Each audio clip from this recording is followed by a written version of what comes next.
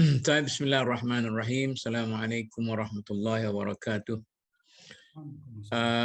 Pertama sekali saya mengucapkan selamat Hari Raya kepada rakan-rakan dalam studio kita dan kita anggap sebagai studio lah dalam ni, dan itu juga rakan-rakan penonton sama ada melalui apa channel sekalipun.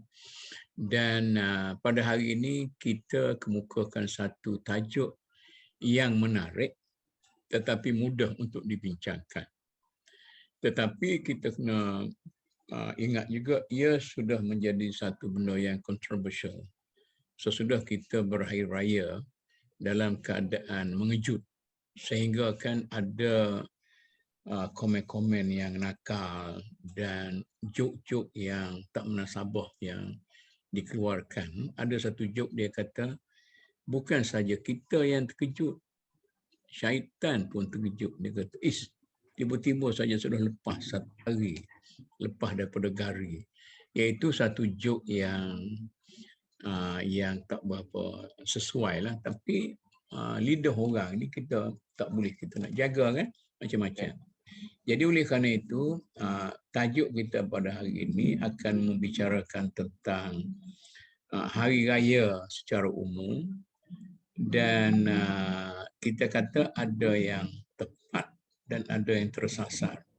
Jadi untuk persoalan pertamanya, kita akan bincanglah tentang mengapa sesudah begitu lama kita berhari raya. Masa saya kecil-kecil dulu, biasa ya raya mengejut tu. Bila tak nampak hari bulan, fras. Sebab dia kata ketupat dia, tapir dia dah jadi rosak dah lah. Bila mengejut pula, dia marah pula. Dia kata tak sempat nak buat kuih. Jadi benda-benda macam ni apa tu Ustaz Ibrahim daripada Jakim. Nanti kita bincanglah. Ustaz Sabaruddin ada di sini. Jadi persoalannya sekarang ni, soalan pertama. Lepas tu saya rasa saya nak sentuh juga soal tradisi kita menyambut Syawal ni sudah menjadi satu budaya. Sebulan berpuasa, sebulan berhari raya. Datuk Gas pun ada, Datuk Gas. Ini Datuk Gas ada, boleh bagi ulasan yang Datuk Gas ni orang yang seorang pengulas yang bijak laksana ni ya. Jadi sudah jadi budaya kita. Sebulan berpuasa, sebulan berhari raya. Saya duduk di kampung dulu, kita hari raya tu satu hari aja. Besok tu kita pun dah puasa Syawal. Maknanya kalau puasa semalam, hari Selasa tu semalam dah berhari raya dah lah. Jadi itu menjadi masalah kita sekarang. Sehingga kan ada seorang kawan saya orang Cina, dia kata raya orang Melayu ni cukup panjang, 1 bulan. Saya kata tidak, bukan 1 bulan. Kami punya raya 1 hari. Oi, mana boleh, dia kata kita habis takat Cak Gomeh ya, habislah seminggu lebih begitu. Tapi orang Melayu raya 1 bulan. Kata tidak. Itu sudah menjadi tradisi yang buruk. Ini tradisi selepas merdeka ni, bukan immediate di selepas merdeka. Tetapi sudah menjadi tradisi apabila saya rasalah kita sudah dapat menikmati kemerdekaan dan orang kita pun ada sikit sebanyak duit. Tujuan asalnya ini dianjur oleh pihak kerajaan sendiri. Dia kata kita buat hari terbuka. Tujuannya untuk memberi kemudahan supaya kita boleh berhari raya pada tempat yang sama, di hari yang sama. Tak payahlah nak pergi tiap-tiap buah rumah, tiap-tiap buah kampung dan sebagainya. Maka tujuan objektif yang asal itu sudah diselewengkan. Ini apa tu? Datuk Mak Ali macam mana? Datuk Mak Ali pakai pelitup muka lagi. Okey. Jadi sekarang ni saya nak bincang dulu tentang mengapa kita pada tahun ini kita berhari raya secara mengejut. Dan bersama kita ada Ustaz ataupun saya nak panggil Tuan Guru Haji Sabaruddin Al-Falati. Al-Falati kita fahamlah. Maknanya kalau di kalangan di kalangan para ulama tradisional, kita katakan dari segi falaknya, beliaulah saya dimaklumkan oleh pada waktu itu belum jadi mufti wilayah lagi. Dia kata Ustaz Sabaruddin ni orang yang pakarlah dalam bidang falak ni. Malah pelajar kami di Akademi Islam pun kami pernah titipkan kepada beliau bila pelajar tu nak buat PhD tentang falak dan sebagainya. Jadi saya nak minta Ustaz Sabaruddin dulu bagi ulasan secara ringkasnya mengapa hal seperti ini terjadi, dan nanti saya akan minta orang lain akan ulas. Silakan Ustaz. Assalamualaikum warahmatullahi taala wabarakatuh. Waalaikumsalam. Alhamdulillah, terima kasih kepada Datuk kerana sudi menyebut saya untuk memberi sedikit pandangan ataupun pendapat tentang isu tentang masalah mengapa kita menjadikan hari raya hari Isnin itu sebagai satu isu. Jadi begini masalahnya, kita ambil seberingkas. Bila Jawatan Kuasa Falak Kebangsaan membuat kaedah Imkan Nurru'yah daripada Imkan Nurru'yah daripada 2 darjah 3 jarak lengkung 3 darjah, kemudian dinaikkan sikit 3 darjah dan jadikan 6.4. Di situ kebiasaannya yang selama hampir 25 tahun tak jadi isu. Apabila mereka mendapat data-data pada Ishak bahawa kedudukan bulan 2 darjah dan dapat jarak 3 lancar, 3 darjah, biasanya esoknya raya ataupun digenapkan. Kemudian bila tahun ni tahun yang pertama menaikkan 3 darjah tu dan 6.4 jarak lengkung tu, kebetulan tahun ini syarat ketinggian lebih daripada 3 darjah. Anak bulan duduk atas 5 darjah. 5 darjah lebih. Hanya jarak lengkung je tak dapat. Jarak lengkung je tak dapat. Posisi keadaan macam itu, saya dah telefon dah Datuk Mufti Wilayah, saya beritahu dia jaga-jaga kita akan dapat isu ni. Sebab Labuan saya dah beritahu dah sebelum tu Datuk. Dah beritahu awal-awal. Dah bagi signal dah. Sebab firasat saya, sebab Labuan yang selalu timbul isu bahawa akan raya hari Isnin ada kemungkinan. Sebab mereka menggunakan teleskop dengan skrin serta ambil ground focus. Teleskop ni lah, dengan guna skrin lah, mereka mendapat anak bulan dalam keadaan 5 darjah tu. Okey, dapat 5 darjah, tapi sangat halus. Kalau mata kasar kita tak kelihatan. Yang jadi masalah besarnya ialah, boleh tak kita guna skrin tu sebagai kaedah kenampakan, mengantikan melihat sumu di ru'ati hidup. Tengoklah perintah Rasulullah, tengok bulan, puasalah kamu jika kamu melihat anak bulan dengan gunakan skrin tu. Itu satu masalah pokok. Okay. Jadi pada pandangan Ustaz, apakah benda ini mungkin berlaku pada untuk akan datang? Sebetulnya tu kita kena ingat dasar kita guna kaedah Imkan Nurru'yah ni, apa tempat kita berpegang. Itu dasar kita ada lagi. Sebab jamhur ulama ru'yah, jamhur wakilan yang berselisih tentang Ishak ni. Okay. Yang Ustaz, ada satu golongan yang dia raya hari Ahad lagi. Itu terkeluar daripada kaedah ni. Kita angkat tangan. Kita tak boleh, itu kita keluar. Betul Muhammadiyah pun sendiri dia guna Ishak. Itu kita keluar. Kita nak ambil yang tempat kita berpegang. Okay. Jadi kaedah Imkan Nurru'yah pada saya, Datuk, yang Jakim buat tu salah. Ini pada pandangan saya lah. Salah di mana? Sebab dia guna kaedah ketika matahari terbenam dalam keadaan anak bulan tinggi 3 darjah dan jarak lengkung dia 6.4, maka hari itu dikira kelihatan anak bulan. Okey. Sedangkan ibarat kitab Tufah lain. Ibarat dia selepas matahari terbenam dan dalam keadaan waktu dah gelap. Dia tak sama ibarat tu. Jadi mereka buat maknanya seolah-olah beranak sebelum cukup umur lah ni. Betul. Seolah-olah macam tu. Tak dapat syarat lagi. Mereka terlepas pandang, Datuk. Minta maaf. Mereka buat ayat salah. Dia kata ketika terbenam matahari. Sebenarnya dalam kitab bab selepas. Dan syarat yang kedua, mereka tak habis hurai. Syarat kedua, selepas cahaya suasana yang patut dapat dilihat. Itu menandakan Imkan Nurru'yah. Sekarang Yang menariknya Ustaz, ya, Ustaz dah sebut baru ni belum puasa. Masa kita buat seminar pondok tu, ya, Ustaz dah sebut macam mana orang-orang penyelidik baru ni keliru. ya, Ada? ya. Macam mana tu? Okey, Datuk. Saya habiskan ayat dia. Okey? Ya. Kata misal, saya nak nampak kan Datuk kena buat apa.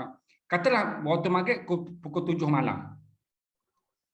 Ketika Ya. matahari dah terbenam pukul 7, anak bulan ketinggian 3 darjah. Dia dikira imkan. Sebenarnya bukan waktu imkan. Baru waktu syarat, pada syarat, waktu melihat anak bulan. Itu baru syarat yang pertama. Dia ada syarat yang kedua. Sekira-kira waktu dah gelap. Barulah imkan. Jadi bila orang buat sekarang 3 darjah, matahari terbenam, 3 darjah, esok dah raya. Ini kita dah salah hampir 25 tahun dah tu.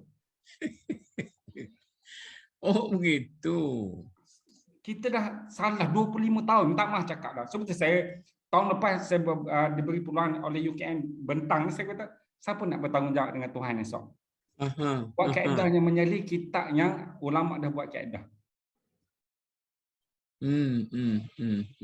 Okey, satu. Yang kedua, imkan ru'yah yang digunakan pakai dalam kitab mazhab Syafi'i, wakilan ni tengok dengan mata, bukan tengok dengan teleskop. Semua dia tak iktibar guna wasitah teropong. Jadi maksudnya anak bulan tu tinggi. Anak bulan tu tinggi. Okey. Okey, setakat tu dulu Ustaz. Okay. Nanti saya buka kepada para pengulas kita. Siapa dia nak mula dulu tu? Datuk Gas ada, Datuk Ali ada, Fadil ada, dan ramai lagi ni. Dr. Kamil pun ada sini. Siapa ni nak mula dulu ni? Jadi mengikut Tuan Guru Haji Sabaruddin. Okey, Ustaz Haji Sabaruddin. Dia kata ada dua perkara di sini. Satu mengenai teori keboleh nampakkan anak bulan itu. Jadi telah dibaiki daripada teori asalnya kepada satu teori yang dimodifiedkan. Maka berlakulah kesalahan ataupun berlakulah perubahan tidak seperti sebelum itu. Dan yang keduanya, penggunaan teleskop. Apakah wajar sama ada dia boleh menjiwai apa yang Nabi sabdakan, li ru'yati. Jadi apa beza antara guna teleskop dengan guna hisab dan sebagainya? Ini satu benda yang walaupun saya sendiri pun saya tak faham sangat. Saya masa belajar dulu Ustaz, masa di Ma'had dulu, saya markah miqat rendah. Sebab saya matematik tak berapa hebat. Okey, siapa dia nak ulas ni? Atau nak tanya?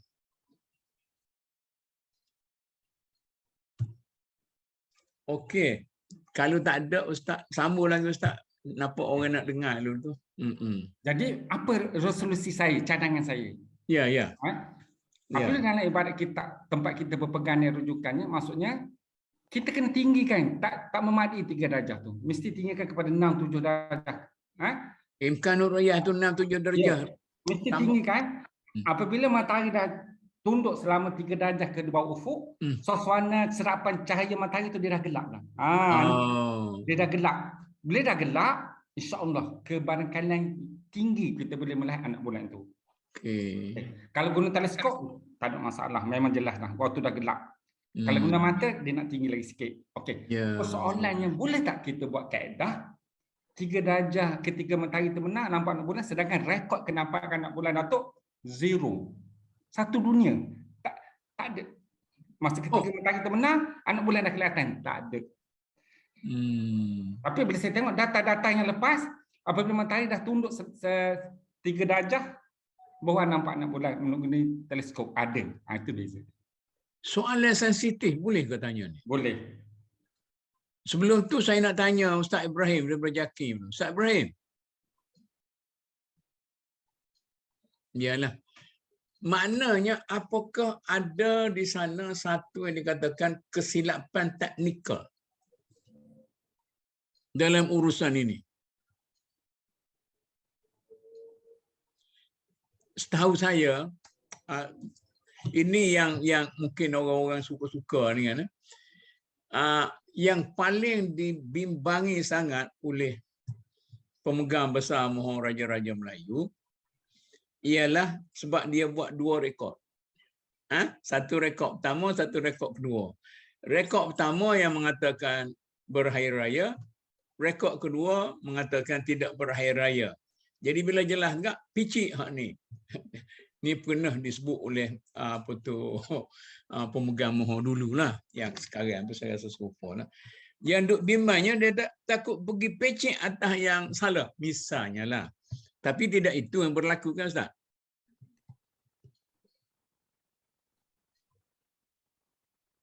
Tak ada respon tu Pak Jakin. Tak ada lah, tak apalah. Saya lah Ustaz. Okey. Jadi supaya saya kata tadi Datuk, 25 tahun kita bagi saya lah pandangan saya, kita buat kaedah yang salah, tak mendapat tinas. Tempat kita berpegang kitab tu tak ada. Maksud dia buat kaedah 2 darjah dengan 8 jam. Mana ada rekod kenampakan? Anak matahari dah tunduk di ufuk selama 3 darjah, itu waktu yang terbaik. Bukan nak bulan boleh ke atas. Sekarang bila katalah 2 darjah, 3 darjah, masa itu sebenarnya anak bulan tak ada dah. Tapi kita raya ataupun kita puasa. Siapa nak tanggungjawab dengan Tuhan? Minta maaf Datuk. Ustaz, saya nak bangkitkan 25 tahun tu setakat persidangan Istanbul kan? Ya, dia 5 darjah Datuk, jangan salah faham. Istanbul 5 darjah. Itu saya nak tanya tu. Dalam persidangan Istanbul yang asal, darjah yang dipersetujui 5 darjah. Campur Hesak dengan ru'yah itu dia 5. Ya. Dia silap di mana? Apabila mereka pergi ke Indonesia, kononnya pihak Indonesia nampak 2 darjah. 2 darjah tak cerita fenomena adakah matahari dah turun ke ufuk 3 darjah. Dia ambil kaedah 2 darjah je. Ini silap dia paling besar. Jadi dia guna pakai sampai hampir 25 tahun. Kaedahnya pada saya salah. Okey. Maknanya ke depan cadangan macam mana Ustaz? Ke depan kita kena ikutkan income ru'yah pada ibadat kita tufah tu, tinggikan bulan tu dalam 6 ke 5 darjah. Bila matahari dah turun ke 3 darjah, waktu serapan cahaya tu dah gelap, insya-Allah waktu yang terbaik, waktu imkan. Kena kita tengok data yang nak menjadikan adat ketika mana berapa darjah semua. Katalah 3 darjah, 4 darjah selepas matahari turun ke ufuk, barulah kaedah yang sah boleh buat income. Sekarang tapi ada Ustaz orang bercakap tentang kita perlu menggunakan hisab sepenuhnya. Tidak lagi ru'yah, tak campur dengan ru'yah ini menyebabkan orang jadi salah. Serba salah. Apa pandangan Ustaz? Begini, kita kena ambil asal hukum. Asal hukum adalah agama ni pada Rasulullah SAW. Ya, sumu liru'yatihi wa abtiru, berbukalah ini raya jika fa'in rumah, jika mendung, itu formula asas Rasulullah. Wala yamtiku, Rasulullah ada Quran kata tidak bertutur Rasulullah satu perkara, malaikat itu adalah wahyu daripada Allah. Itu guide hukum. Jadi buat apa kita nak ambil kaedah hisab yang mana zaman Rasulullah dan zaman sahabat kami tak ada lagi perkara itu. Tapi saya sendiri bukan menafikan. Kita nak jadikan hisab ini sebagai membantu untuk ru'yah, bukan sebagai mutamat. Buat pengiraan rapi, kaedah sekian, waktu sekian, masa sekian, tepat dah tengok kedudukan dia, tiba-tiba tak kelihatan. Ikut sabda Rasulullah. Mana itu menjiwai semangat persidangan Istanbul itu. Ya, Datuk. Okey. Cik Arun.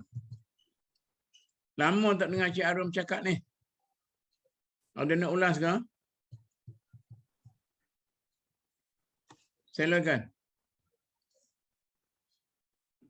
Pakai tak berani ni. Saya pun nak mendengar, nak kata nak tahu sebenarnya. Dia tak panas lagi tu Ustaz. Cik Arun mula palu kenan dulu lah. Nama Cik Arun? Saya tak berapa mendalami dalam isu ini. Mungkinan kita perlu mendengar lagi daripada pakar. Begini Cik Arun, bukan soal nak bincang ilmiahnya. Saya cuma saya pun bohong-bohong juga nak tanya Ustaz ni. Kita cuba bincang perasaan orang ramai, tanggapan orang ramai dalam masalah ini. Itu yang pentingnya. Kemudian masalah-masalah teknikal ilmiah tu Ustaz akan bincang dengan mufti dia, dengan mufti wilayah, dengan mufti di Selangor dengan Terengganu apa tu Zainal Abidin sebagainya, dia punya pasal lah. Kita sebagai orang awam macam mana? Dalam isu ini memanglah suatu benda yang menggemparkan, ya, yang membawa kepada satu kekalutan kepada orang-orang Islam, bagi kita, ya, dalam keadaan yang sesuatu yang tidak dijangka. Jadi dia menimbulkan satu kekelambutan, itu maksudnya kalang kabut. Cuma dari segi orang nak melihat dari segi bagaimana cara kita melihat isu ini dalam konteks katakan dari segi komunikasi di antara pihak berkuasa dengan masyarakat awam. Kalau kita katakan ada satu isu yang kemungkinan dapat menjelaskan ataupun memahami orang ketika pengumuman pemegang mohor raja-raja itu, kalau ditambah dikatakan bahawa anak bulan telah kelihatan. Ya, jadi bermakna orang dah secara automatik apabila anak bulan telah kelihatan, bermakna kita akan declare, ya, besok raya. Jadi kurang-kurangnya dapat menenangkan suatu penantian orang. Jadi orang boleh terima bila kita katakan anak bulan telah kelihatan, bermakna kita raya besok. Tetapi pengumuman itu tidak menyatakan tiba-tiba katakan besok kita raya. Jadi itu salah satu daripada maksudnya berlaku gap communication, ya. Jadi orang tak tertanya-tanya sangat kalau kita katakan anak bulan telah kelihatan. Jadi orang terima. Jadi itu satu isu lah barangkali supaya kita dapat mengurangkan maksudnya pertanyaan-pertanyaan orang terhadap macam mana, adakah betul kan nampak anak bulan ataupun kaedah mana yang dipakai? Adakah kita ni nak ikut Arab Saudi raya hari Isnin, Indonesia raya Isnin, kita pun nak ikut, ya, tanpa satu penjelasan ataupun kaedah dalam menentukan, ya, keputusan yang kita ambil, yang mana pemegang mohor raja-raja itu hanya dia declare bahawa esok raya. Jadi kalau kita katakan pemegang mohor raja-raja menjelaskan bahawa anak bulan telah kelihatan, jadi tidaklah memberikan suatu impak, maksudnya kalang kabut, ya. Kurang-kurangnya orang tahu bahawa anak bulan telah kelihatan di Labuan ataupun di Langkawi. Jadi bermakna kita akan beraya besok. Cik Arun, ya, ada orang menganggap bahawa kita telah berada di bawah tekanan pihak yang mengatakan kita berhari raya hari Isnin. Mana Imam Jaki mengisytiharkan kerana beralah kepada mereka itu. Ada orang yang menganggap macam tu. Macam mana? Itu kita tak dapat pastilah dari segi maksudnya anggapan-anggapan itu, tetapi kita tak nafikan juga kemungkinan ada sebahagian daripada orang menganggap demikian, kan. Tetapi kita tidak boleh membuat satu rumusan ataupun bahawa JAKIM telah tunduk, ya, kepada desakan-desakan yang tertentu. Jadi kita percaya tidaklah, bukan kerana tunduk tu. Sebab dari segi mood keseluruhan masyarakat tu biasanya merayakan, kita merasakan bahawa hari Selasa, kan, hari Selasa. Tetapi itulah yang terjadi, tiba-tiba kita raya hari Isnin. Tetapi isu ini pun boleh diperjelaskan seperti mana yang Ustaz jelaskan tadi itu tentang kedudukan sebenarnya apa yang berlaku pada raya kita pada tahun ini. Dari segi dari segi sudut falak dan sebagainya itu, supaya kita bersedia, ya, untuk tahun-tahun akan datang. Ya. Maknanya kalau macam ni, kalau JAKIM terus menyatakan bahawa ini adalah hasil daripada usaha kita membetulkan semula kesalahan sudah berapa puluh tahun tu. Macam yang Ustaz sebut tadi tu. Maknanya orang pun relax lah. Orang pun relax lah. Okey. Okey, terima kasih Datuk. Okey. Ada siapa dia nak ulang lagi? Ustaz. Nak beri pandangan sikit. Ya. Dr. Kamil. Saya rasa masa saya remaja dulu lah. Tahun 1970-an. Dia isytihar radio, masa tu TV pun tak ada lagi. Dia isytihar bahawa anak bulan telah nampak di Teluk Kemang. Saya ingat masa tu. Lepas tu kita tak pernah dapat lah. Jadi sepatutnya yang baru ni, kita telah dapat tengok anak bulan di Labuan. Oh cukup dah. Dan kita pun mengajarlah masyarakat air raya ni, jangan ada sibuk dengan kuih-muih, makanan dan sebagainya. Mana ikut sunnah Nabi. Jadi sunnah Nabinya pagi esok tu, bangun pagi belum semaya tu, makan pagi biasalah. Lepas tu kalau nak bergulai, nak nasi dagang ke apa, lepas tu lah. Jadi kita kena sederhanakan juga sambutan tu. Sebab sekarang ni jadi kecoh ni sebab orang nak menyambut dengan segala perkara makanan, nak berhijrah ke kampung. Masa kita kecil-kecil dulu pun, bila raya mengejut ni ada yang tepuk papan tahu. Yalah, tapi masa tu saya ingat sekali pun raya mengejut sekali saya ingat nampak di Teluk Kemang. Tapi kepercayaan orang pada masa tu dia kata sebab Teluk Kemang tu Mufti Negeri Sembilan tu wali. Tu anak bulan nampak. Lepas tu pasal Teluk Kemang tu dicemari dengan orang pergi mana-mana buka aurat tak nampak. Sampai sekarang baru nampak. Anak bulan malu. Anak bulan malu. Tapi tidak nampak di Teluk Kemang, pergi nampak di Labuan. Tapi tak apa, di mana-mana puasa nampak di Malaysia ni. Yang kedua, saya nampak dah. Kita kena bagi tahu masyarakat kita lah. Idul Fitri ni sederhana saja. Orang marah ni pasal tak boleh makan, tak boleh minum, tak boleh nak berkenuri, berkenara, nak balik kampung dan sebagainya. Jadi kita kena sederhana ke apa sunnah sebenar hari raya tu. Saya baru ni pun saya simple je. Bangun pagi sembahyang sunat hari raya, lepas tu kita buatlah kegiatan kita lah. Kalau orang kena dilesis, pergilah dilesis biasanya. Jadi tak ada masalah. Jadi sekarang ni pasal riuh sangat ni pasal tadilah. Melibatkan RM1, melibatkan banyak perkara, benda-benda lain. Jadi benda ni pun pihak buat agama ni kena. Okey. Itu pun satu aspek yang ditimbulkan Dr. Kamil ni. Maknanya raya ni kita tak budi patuhlah apa-apa pun. Dan satu benda lagi. Masyarakat Malaysia ni kita kena faham kan.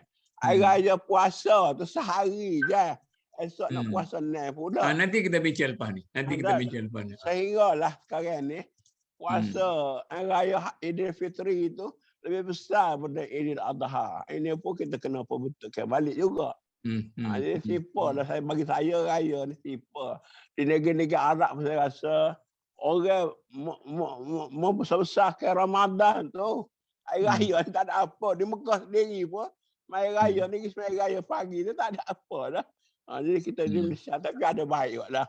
Silaturahim, hari terbuka dan sebagainya. Kita tak lawan yang tu. Cuma biarlah dalam track yang betul lah. Jangan lebih-lebih sangat. Okey. Ada siapa yang lagi nak ulas? Jadi kita saya tambah sikit lagi. Ya, saya. Okey.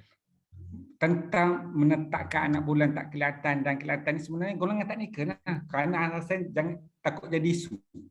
Jadi maka tu tetapkan raya saja. Ini pun dah melanggar sunnah. Golongan teknikal ni buat kerja ni. Maksudnya kalau kata tak kelihatan, orang akan marah pun. Jadi diorang tu tetapkan. Dia tertinggalkan perkataan anak bulan kelihatan atau tak kelihatan. Ini kita kena berbetulkan. Oh, tidak macam-macam Dr. Kamil kata tadi. Tengok di Teluk Kemang. Orang kata juga. Tetapkan hari. Maksudnya hari raya sekian-sekian. Dia dah ubah. Ini satu perkara yang perlu kita baiki. Jadi nampaknya kita kena cadangkanlah kepada JAKIM dan pemegang Mahkamah Besar Raja-Raja supaya tidaklah buat recording begitu kan. Maknanya pemegang kena ada kat JAKIM masa tu untuk mengisytiharkan. Nampak di mana apa begitu-begitu. Tidaklah buat recording ke?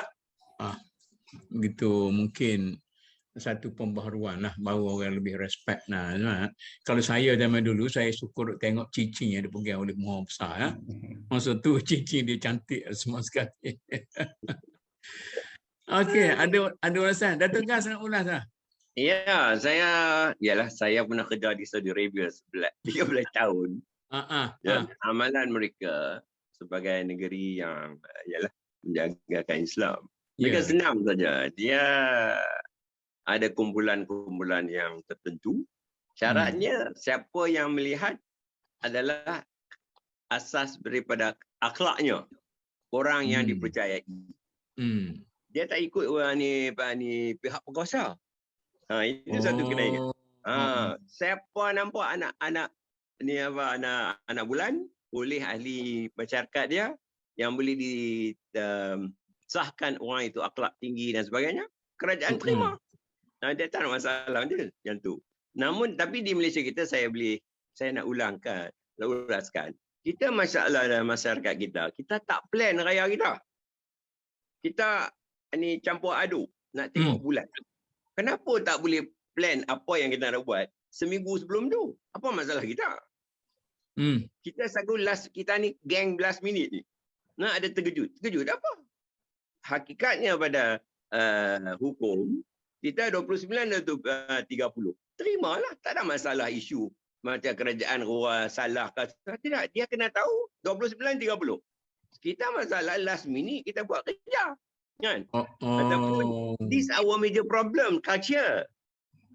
Sifat kita. Yang saya tahu malam raya tu saya dengar ulasan ustazah ni TV1 kan Al-Hijrah bagi ulasan pada Masjidil Haram di tingkat di atas. Wanita tu kata orang Arab, wanita lah Arab, dia masak 1 minggu sebelum tu.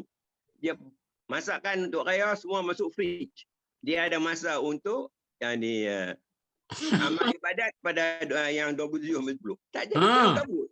Ini orang kita kelang kabut. Last minute. Siapa tak boleh beli? Itu isunya. Saya tak mahu sekarang dari pengurusan Islam. Jangan cabar udah hukum, ni budaya. Ini problem. Kita tak kerti yang mana yang betul. Putting in the right places. Kalau kita pilih nak last minute, nak pergi balik kampung, itu pilihan kita. What you got to do with religion? Itu jangan salah agama. Ini masalah kita kelang kabut. Then we all want to go home everybody. Itu pun kelang kabut juga. Maknanya nak balik berhari raya pada hari Ramadan terakhir itu kena tidak lagi diamalkan, begitu kan? Tidak diamalkan lah. Siapa suruh you jam the whole thing? Siapa suruh? Dipa nak mudahkan. Dia tak, saya rasa kita telah bukan menyalahkan, kita menyulitkan sambutan Ramadan masuk ke dalam Syawal. Seperti yang tadi Dr. Datuk cakap, di sana mereka meraihkan Ramadan dulu. Sedekah banyak dan sebagainya. Kita buat sedekah dalam bulan Syawal dengan duit keluar kenduri. Lepas tu kenduri macam bulan Ramadan. Yang lebih afdal hakikatnya. Kita silap. Kita silap. Itu amalan kita lama. Jadi saya boleh tengok lah. Kenapa kita tak pergi makan masa ujung bulan, anak yatim ke keluarga. Kita tak mau amati semua benda-benda ni yang dibuat. Jadi semuanya sumbat bulan Ramadan, anak Ramadan yatim semua dia buci bulan Ramadan semua. Okey. Ini amalan kita, tapi kalau ia membawakan isu sampingan, itu tidak ada kaitan. Itu adalah consequential issue, problem the way kita approach Ramadan dengan hari raya dan puasa. Puasa. Datuk Gas. Ya. Ada orang duk blame pemerintah. Kemudian Datuk Gas tadi Datuk Gas kata kita blame rakyat. Nah, rakyat tidak betul-betul bagus. Tetapi mengapa rakyat kita menjamu orang-orang miskin, fakir, anak-anak yatim pada bulan Ramadan? Kerana ustaz-ustaz kita duk kata belanja pada bulan Ramadan berganda-ganda apa pahala sebagainya sehingganya semuanya tunggu bulan Ramadan. Nak derma ke, nak pergi makan orang ke, lepas Ramadan tu lapar balik orang-orang miskin. Itu pasal kita boleh. Salah Pak Ustaz juga nampak tu. Masa di Saudi Arabia, semua baik di Mekah, semua orang cari bulan Ramadan untuk menjamukan orang miskin dan sebagainya. Itu kan dijamin dalam dalam hukum dan ni Quran kan. Itu orang ikutlah. Saudi Arabia tak masalah benar. Sebelum dunia Arab semua buat. Bagi kita ni hari ni yang kita terlupa orang miskin masa bulan itu masalah kita. Itu masalah kita. Nothing to do with religion. Siapa kata you have to stop ni apa balasan Allah bulan Ramadan saja. Al-Baqarah 261 tu 700 kali tu is every day. Ya. Kan? Jaminan Allah kan 700 kali. Dia bagi, bukan dia bagi 7%. 700 times kali 70,000%. Every second of his time. Betul. Bukan Ramadan saja. Itu sebabnya. Okey, terima kasih Datuk. Terima kasih Datuk. Ada orang lain nak ulas lagi ke? Okey Datuk. Saya setuju dengan idea Datuk Ozali tadi.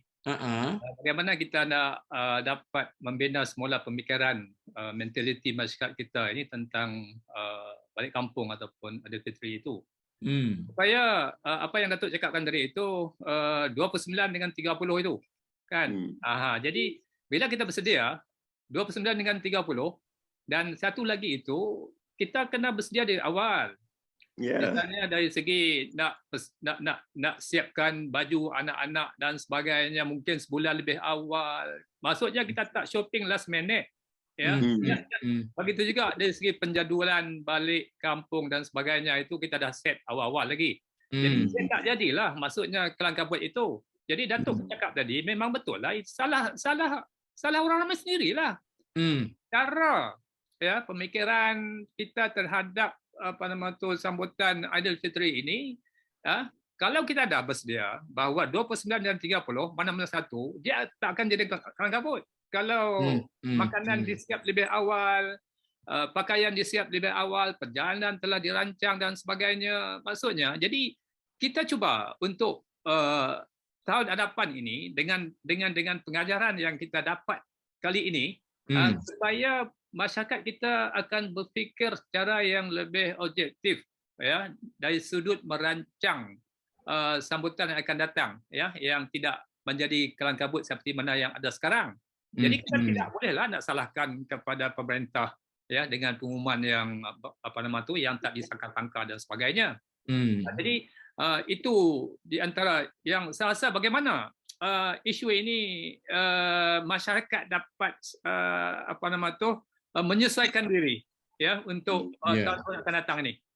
Jadi itu saya rasa pandangan Datuk itu memang satu pandangan yang pedaslah.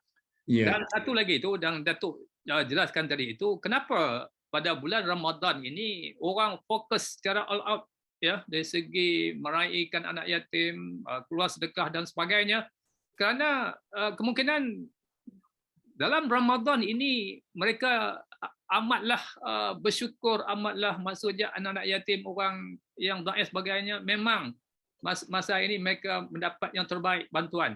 Tetapi bagaimana 11 bulan yang akan datang?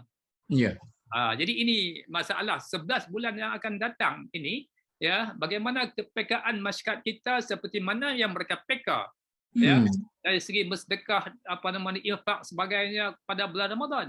Jadi apa yang Datuk Ozali jelaskan tadi itu supaya pemikiran seperti ini juga ya kita perlu lihat semula ya. Jadi kalau katakan kalau Datuk katakan tadi inilah juga ustaz-ustaz yang hidup bagi semangat supaya ni. Jadi ini pun kemungkinan boleh kita tengok dari sudut macam mana orang agama ini melihat situasi ini supaya golongan yang anak-anak yatim dan sebagainya pada 11 bulan yang akan datang itu ya mereka tidak menjadi minta-minta dan sebagainya.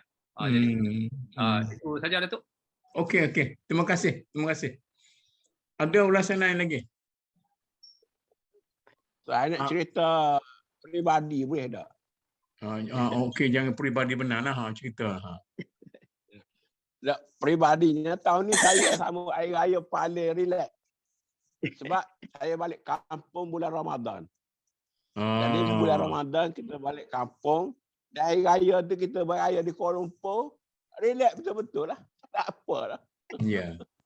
Sebab raya sebagai satu ibadat. Nah, bukan raya sebagai macam kita. Maknanya walaupun sampai menyebabkan jalan raya tu jam mati-matian 20 jam daripada KL nak sampai ke Macam Kota Baru. jihad balik raya ni. Ha? Macam jihad. Macam Ha. jihad. Dah sanggup mati atas jalan raya. Ha, tu tak tengok berapa mangsa kematian jalan raya pada musim hari raya. So, benar-benar lagi tu kan? Okey. Kadang-kadang lebih besar pada COVID. Ha? Okey.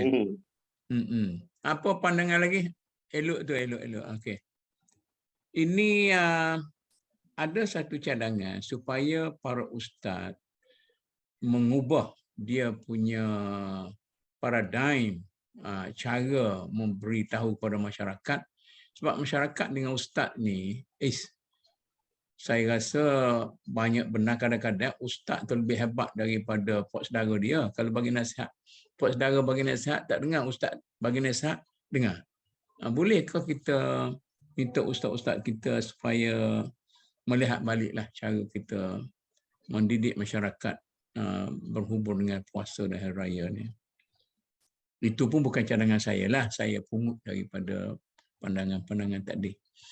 Ada benda-benda teknikal lagi Ustaz Sabaruddin nak bagi tahu tentang apa ni, kita tadi dah bincang tentang masalah sosial tu. Ada lagi ataupun ya. Yang kedua, Datuk, masalahnya ialah kaedah yang seperti saya kata tadi lah. Maksudnya masyarakat petani kita kena adukan kepada orang yang berkenaan, ketemu Datuk kenal kumpulan-kumpulan tertentu, kena buat satu seminar, buat satu keputusan kaedah fotografi ni atau guna skrin ni sah tak melalui saraf. Jadi apabila kita dah dapat ada guide dia, sempadan dia, insya-Allah ke depannya kita tak jadi isu. Kita tak jadi isu. Sekarang jadi isu. Jadi kami macam seperti contoh saya, walaupun dalam hati kecil kita rasa tak patut kita raya Isnin ni. Tapi sebab kita taat kepada pemerintah, kita raya dan keadaan hati sedih. Sebab apa? Sebab kenampakan anak bulan tu sebenarnya tak patut nampak. Mana kita sepatut raya puasa 30 hari tahun ni. Tu. Kenapa? Isu tadilah. Ya. Maksudnya golongan-golongan ulama ilmuwan dan golongan teknikal kena duduk semeja, biar golongan teknikal memberi laporan. Macam contohnya Profesor Zamri dan 20 tahun kajian mereka tentang income ru'yah ni, 3 darjah tu sebenarnya kesamaran. Masih tak dapat lagi yang kerja tu yang sebenar. Itu kata, maksudnya kaedah Istanbul yang 5 darjah tu sebenarnya dah terbaik. Mengapa kita ubah? Itu hasil persidangan antarabangsa di Istanbul. Okey. Saya tak berapa tahulah benda-benda ni. Maknanya pihak kerajaan sendiri pertama sekali mesti mengemaskan cara bekerja dia. Kemudian para asatizah kita perlu membetulkan balik persepsi para pengikut mereka itu. Kemudian rakyat juga perlu mempunyai paradigma yang baru tentang menerima, menentukan hari raya. Maknanya macam Datuk Gas dengan Cik Arun kata, hari raya di hadapan kita itu imma hari 1, imma hari 2. Jadi tidak ada masalah. Jadi mana-mana datang pun kita lebih okey. Nampaknya lebih kalau semua bergerak. Tapi kalau rakyat hanya mempersalahkan kerajaan, mungkin susah jugalah. Lepas tu cadangan Ustaz Sabaruddin tadi supaya diadakan seminar itu kuasa JAKIM lah. Kalau kita adakan mungkin tidak ada kesan. Kalau NGO macam MDN ke siapa mungkin kesannya tidak begitu banyak lah. Okey, adakah lagi orang yang nak ulas tentang masalah ketentuan hari raya pertama ni? Kalau tak ada, saya nak berpindah kepada masalah yang kedua, iaitu cara kita bersedia untuk menyambut hari raya. Gitu kan? Ini kita kata, kalau dulu belum masuk Ramadan tu, supermarket sudah berkempen dah untuk selamat hari raya, selamat hari raya. Belum puasa lagi, selamat hari raya. Ditegur oleh para ulama termasuk juga JAKIM, maka sekarang ini sudah dikurangkan sikit. Tapi adakah cadangan-cadangan supaya diketatkan lagi, takut pula hari raya kita tidak meriah? Macam mana ni? Datuk, saya nak tambah sikit tentang isu Ya, hari raya. silakan Ustaz. Ini Silakan. anak Kelantan separuh, Pahang separuh, Kelantan separuh. Kan. Masa saya kecil, Di pondok Ustaz ni ialah pusat Semenanjung dah.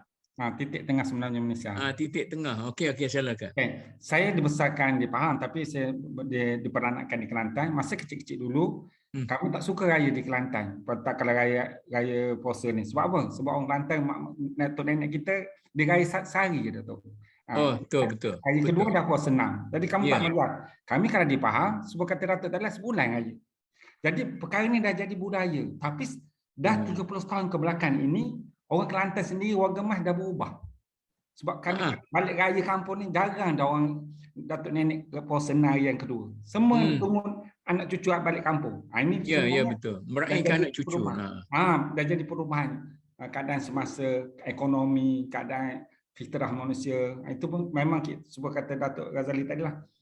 Sebab kita uruf budaya orang Melayu kita nak makin senang. Boleh ibadat. Sama hari raya jadi perayaan. Itu adalah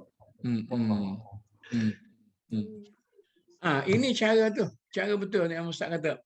Macam mana kita tradisi kita menyambut hari raya sebagai satu ibadat yang ada sifat-sifat yang kita katakan ta'abudi, masalah dan sebagainya, tradisi kita dulu sudah hilang. Dan kita hanya berhari raya sebagai hari besar, macam hari raya Cina, Deepavali, Hari Merdeka dan sebagainya. Siapa ni nak ulas ni? Terutama sekali, sepanjang bulan Syawal, dari segi ekonomi saja, berapa pembaziran kita misalnya, kita kadang-kala kalau kita ada hari terbuka pun, tak boleh nak elak daripada 3-4 rumah satu hari. Sebab ada 4-5 hari terbuka pada masa yang sama. Okey, adakah nak ulas ni? Silakan. Okey, Datuk. Ya.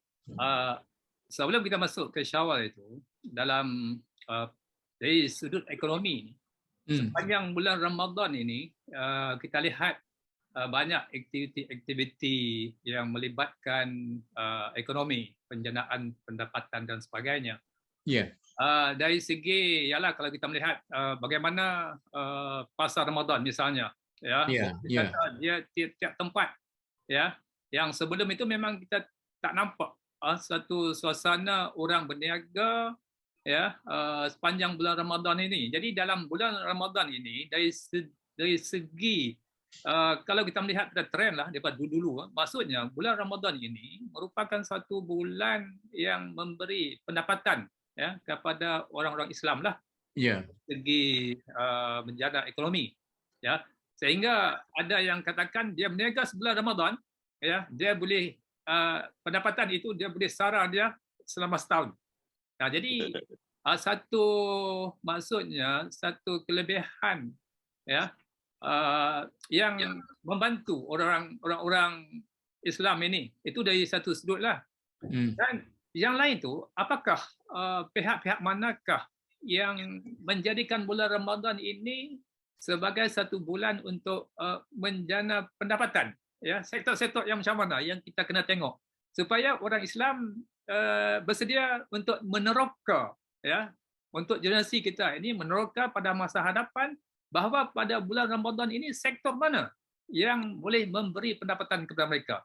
Kalau di sudut pakaian misalnya, katakan baju Melayu, baju kurta, tudung dan sebagainya, ataupun sampin, saya cuba survey tengok ada beberapa premis yang boleh dengan cawangan-cawangan yang besar lah, seperti Jekyll, Primavera dan sebagainya.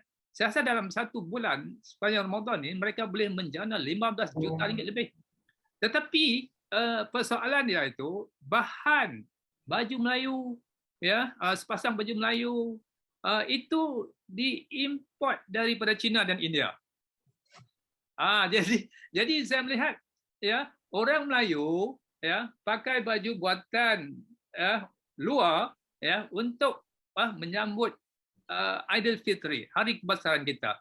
Jadi kita cuba untuk nak melihat dalam konteks ini bagaimana kepentingan dari strategi ekonomi ini kita sendiri yang sebenarnya. Jadi ini yang saya fikir banyak lagi faktor-faktor yang lain. Ya, kita ambil contoh pakaian saja yang saya sebutkan tadi. Ya, yang lain-lain itu kemungkinan kuih-muih, siapa yang menjadi pembekalnya, keperluan-keperluan makanan, ya, untuk buat rendang, serunding dan sebagainya. Siapa sebenarnya yang berada di belakang penyediaan perkara-perkara asas untuk kita menyambut hari yang mulia ini. Jadi dari sudut ekonominya, kita kena fikir semula untuk bagaimana peluang-peluang ini berada di tangan orang Islam ataupun anak-anak muda kita yang minat untuk berniaga, supaya peluang untuk menjana pendapatan sebulan ini memang terbuka, ya. Tetapi berdasarkan kepada bagaimana mereka melihat peluang ini. Jadi itu dulu Datuk, ya. Ekonominya. Itu persoalan ekonomi rakyat, peluang untuk berniaga. Tetapi siapakah yang mendapat bahagian terbesar daripada peluang itu?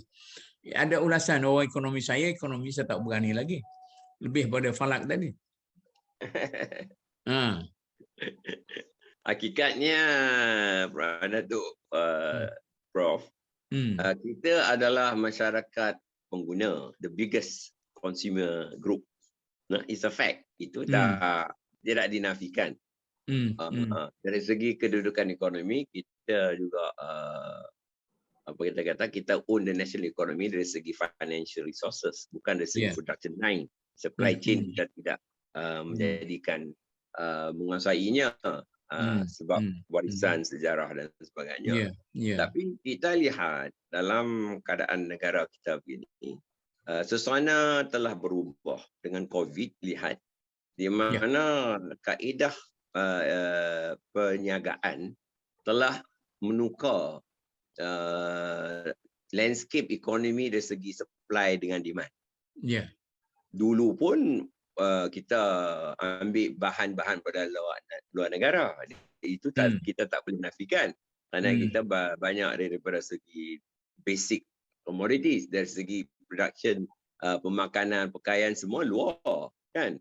Walaupun di negeri Kelantan, kain sungkit dan baju tenun tu tak dijadikan sebagai satu industri yang lebih daripada warisan. Kalau kita biarkan dari factory macam Indonesia, yang saya tahu, mereka boleh keluarkan kain tenun mereka dari factory. Kita tak pakai factory. Itu sebabnya kita tidak menguasai ekonomi itu. Yang kedua, kita boleh juga melihatkan takwim Islam, dia ada kalender-kalender di mana yang tertentu. Kita boleh ada perancangan Ramadan 1 bulan, Haji 1 bulan, awal Mahijrah 1 bulan. Ada tarikh-tarikh yang tertentu. Kalau kita nak mencorakkan Islam sebagai satu peradaban yang merantui hari yang tertentu maupun dari makasib, iaitu masa kelaharian, perkahwinan, kita boleh buat satu mapping di mana yang ada sekarang keadaannya, kenduri kenara semua boleh masuk elemen Muslim economy. Itu satu kena dibuat. Kerana hari ini orang kita ada duit. Dia mungkin tidak ada duit dari segi orang kaya seperti, tapi duit untuk menyambut budayanya, hari agamanya, dia ada. Kerana orang Melayu memang ada kita kata dari segi Islam, kita ada kalender di cara kita. So kita tak boleh nak sama yang orang lain. Dia tak, kalau Cina kata kita ada, kita digalakkan. Maka bagi kita mewarisikan satu budaya hidup yang di mana etos Islam, budaya semua masuk sekali. Macam kematian pun ada juga cara dia. Tapi kita kena sekarang lihat di mana suasana sekarang ni dia teratur. Kahwin pun ada juga. Karena hari ini saya rasa kalau tuan-tuan duk lihat TV Al-Hijrah tu, ke-12 semua tanya apa online, siapa? Orang kita. Lazada tu 90% orang Melayu tu. Bukan orang Cina. Orang Cina dia tak sedia baju. Kita kena reza hakikat, semayang dan sebagainya. 5 hari sekali. So ini yang memberikan peluang. Soalnya hari ini, kita tak melihatkan dari segi potensi dari segi supply chain tu kita tak tersusun. Kita siapa yang nak bantu kita supaya melihat tu, Datuk Gas? Kita ni dari seginya pemikiran pemikiran yang ada tu kita susun lah. Kita banyak tu masyarakat. Karena ini saya masuk daripada kerangka ataupun network masjid-masjid yang ada kan Ustaz dan Prof. 18,000 itu dari masjid yang surau-surau. Kalau kerangka pemikiran ini disebutkan supaya dan mereka juga menjadikan pusat budaya ekonomi Islam masjid itu dan tarikan tu akan datang lah. Hari ini kita biarkan keluar. Itu kita tidak ada perancangan dalaman. Itu sebabnya kalau kita berani MDN boleh ada mapping plan tu dan orang ikut. Pasal ini ideas bukan through paksaan kerajaan. Orang dapat tangkap. Pasal sekarang kalau lihat hari ni dekat ni online sekarang, budak-budak muda buat menyaga tanpa cara lama. Ini usaha. Cara lama. Sekarang kita lihat ni bekalan kalau masalah dekat Kedah. Bekalan ni. Kalau dia ada network. Sekarang orang cakap tentang ni food truck. Kita food truck. Kenapa tak ada ni food truck ni agama? Di mana dia merangkumi koi raya semua. Sekarang kita very konservatif.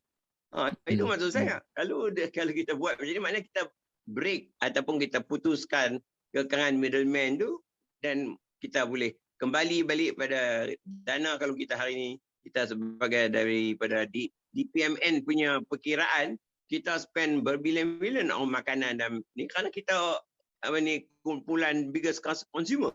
Kalau kita boleh buat ni pecahan begitu dan kalau kita kata okey 30% daripada ni kita punya supply chain dan sebagainya kembali kepada orang-orang Islam. So wallahi adalah menjaga dan sebagainya. Ini satu hakikat yang tak asing pada kita. Boleh saya beritahu kepada tuan-tuan sekalian, mengikut IDB, dunia Islam dia punya perniagaan antara negara-negara Islam dari segi 100% ada hanya 20% saja di antara negara Islam. Makna kedudukan orang Islam seluruh dunia macam orang Melayu. Kita tidak ada supply. We ada demand. So di Malaysia pun sama juga. So kita nak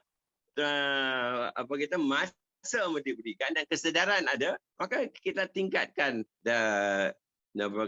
percentage duit kita pulangan. Itu Musa. Macam tamu haji sajalah. Datuk, hari ini kan. Kita ada 82 million. Saya hakikatnya kalau lihat kembali ada pergi haji tu. Tasbih daripada Cina.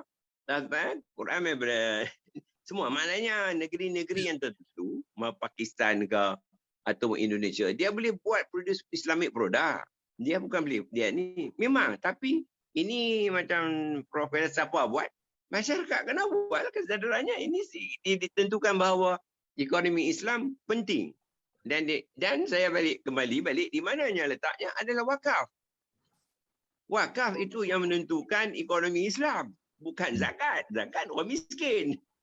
Itu yang banyak kerja-kerja kita lah nak sesuaikan balik yang mana kita terlepas pandang dahulu. Okey. Okey, terima kasih. Terima kasih Datuk. Inilah cita-cita yang masih lagi bersifat cita-cita. Jadi mungkin bagaimana kita perlu fikir sehingga orang kita sedar sebagaimana yang disebut oleh Datuk Gas tadi, kesedaran daripada dalam. Kalau selama ini kita hanya menjadi orang subsidi, menjadi pengguna yang rakus dan sebagainya, bilakah kita nak jadi supplier yang kuat? Itu yang persoalan kita. Itu ada ulasan, siapa dia nak ulas lagi? Sama ada dalam aspek tadi, aspek menentukan hari raya, aspek bagaimana berpuasa, berekonomi, bagaimana kita merayakan Syawal, sebulan dan sebagainya. Sebab ramai ni hari ni.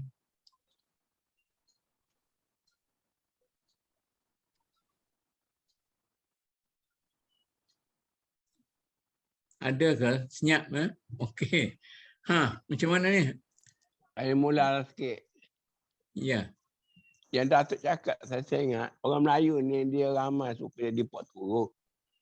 Pak Turut. Dia ramai juga sakit makmum. Suka jadi makmum. Jadi inisiatif tu kena dibuat oleh badan-badan besar lah. Sama ada badan kajian ke, badan NGO ke. Jadi orang ramai dia suka turut gitu ya. Jadi kita tak ramai orang yang ada inisiatif, orang yang mungkin tak banyak idea. Jadi dia kena ada kumpulan-kumpulan tertentu lah. Yang dari segi ekonomi. Betul, ada tugas duduk bangkit tentang cita-cita wakaf dia tu. Ya. Cumanya tak turut juga. Kalau ada badan menganjur pun ada cara masing-masing. Macam mana tu kami nak ulas? Orang kita ni dia ada yang dia suka turut, ada yang kalau susah sikit dia tidak akan turut. Itu pun satu masalah. Tak kira kita nak blame bangsa kita. Okey, ada ulasan lain?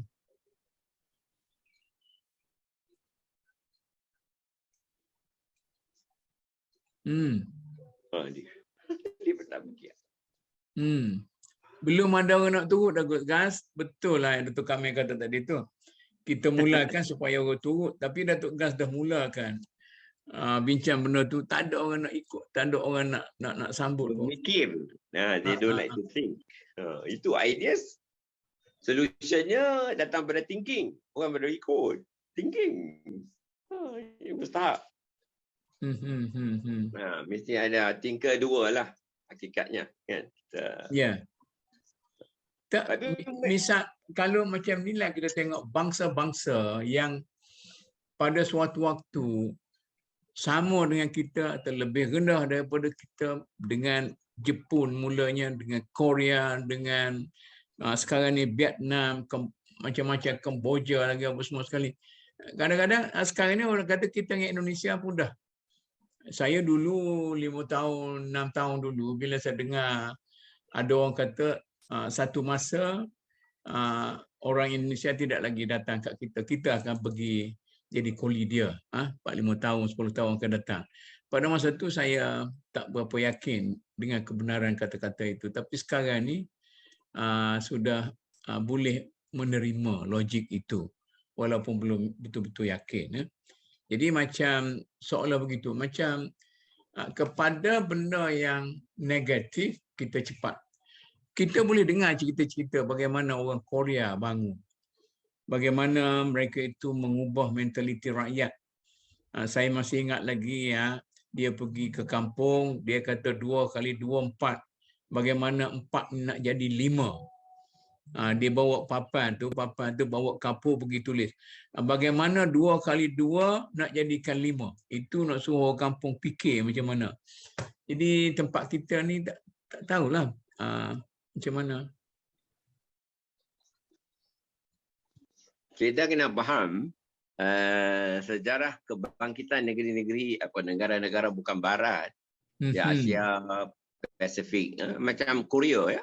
Dia ada military government. Itu hakikatnya.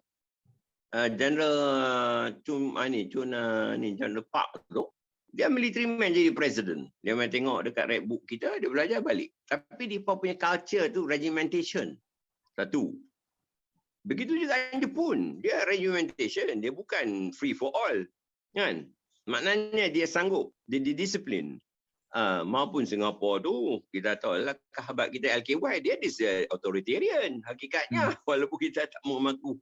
Sebenarnya very strict enforcement. Bagi kita ambil kaedah bukan caranya. Kita kaedah assimilation dengan acculturation. It goes through. Tidak ada disiplin yang tegas.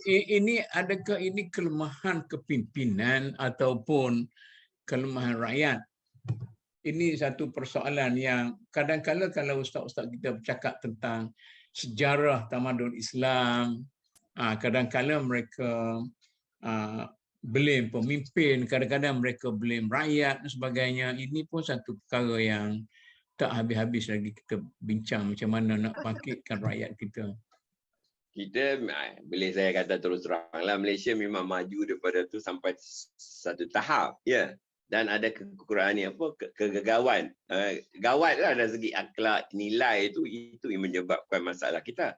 Bagi Indonesia, kita lihat pertukaran sistem daripada pentadbiran lama dan sekarang terbuka, dan juga dengan sokongan barat. Kita kena faham, banyak negara maju dalam dunia ketiga, dia ada sokongan barat untuk memajukan. Itu hakikat. Kalau kita lihat Afrika sekarang, kenapa Afrika tak dimajukan, disokong oleh barat? Pasal memang dipandang masihlah ni, dia menakluki negeri-negeri Afrika. Dan cara dia buat macam-macam. Pasal dia pegang hasil-hasilnya. Tapi pada keseluruhannya, Prof, kalau lihat semua, beritahu saya berapa negara-negeri third world yang boleh maju dengan sistem kekangan yang ada dalam satu dunia sekarang. Dia tak bagi kita maju. Saya boleh jadi, saya kerja kat ADB. Cara dia buat sampai hari ni, dia menukarkan, orang kata the rules of the game. Hari ni kan, kita new normal dan sebagainya, kita completely our system out of gear. Complete.